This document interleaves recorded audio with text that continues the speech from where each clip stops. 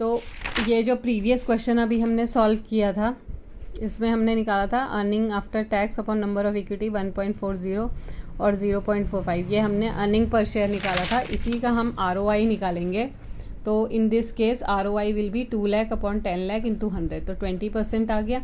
अगर ROI 80,000 है तो 80,000 अपॉन 10 लाख इंटू 100, तो 8%। तो कंपनी ट्रेडिंग ऑन इक्विटी का फ़ायदा नहीं उठा सकती। तो यहाँ पे फिर से हमने इसको बनाया चार्ट को।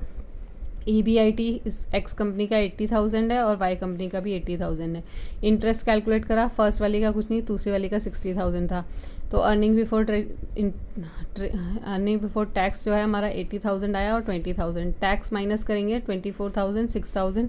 तो अर्निंग आफ्टर टैक्स आया 56,000, 14,000। नंबर ऑफ इक्विटी शेयर्स हमारे 1 लाख थे और यहाँ 40,000। तो अर्निंग पर शेयर कितना हो गया? 0.56, 0.35। नेक्स्ट क्वेश्चन पे आ जाते हैं। From the following which is not limitation of ratio analysis, answer है aid in planning and forecasting.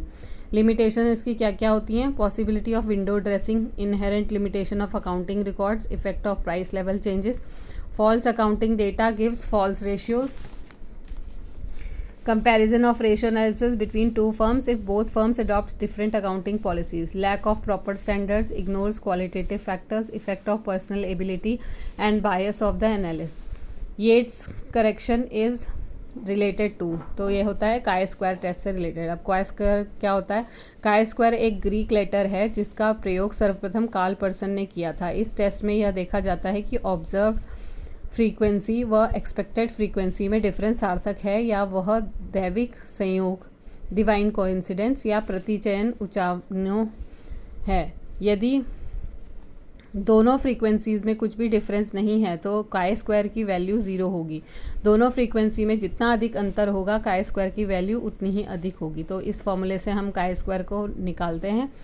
तो यहाँ पे टेस्ट ऑफ इंडिपेंडेंस होता है जब हम काई स्क्वायर टेस्ट का टेस्ट करते हैं। इस टेस्ट से हम यह ज्ञात कर सकते हैं कि 2 या 2 से अधिक गुणों में साहचर्य है या एक दूसरे से स्वतंत्र हैं। दैट इज़ क्या पिता और पुत्र की खर्च करने की आदतों में एसोसिएशन है, क्या शादी और परीक्षा में फेल होने में एसोसिएशन है, क्या सिगरेट पीने और चाय पीने की आदत में एसोसिएशन है। दूसरा होता है test of goodness of fit.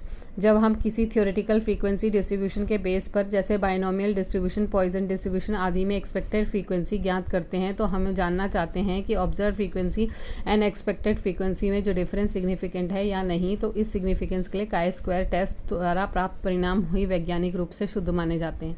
फिर इसमें टेस्ट ऑफ होमोजेनिटी आती है, वो नेक्स्ट वीडियो में बात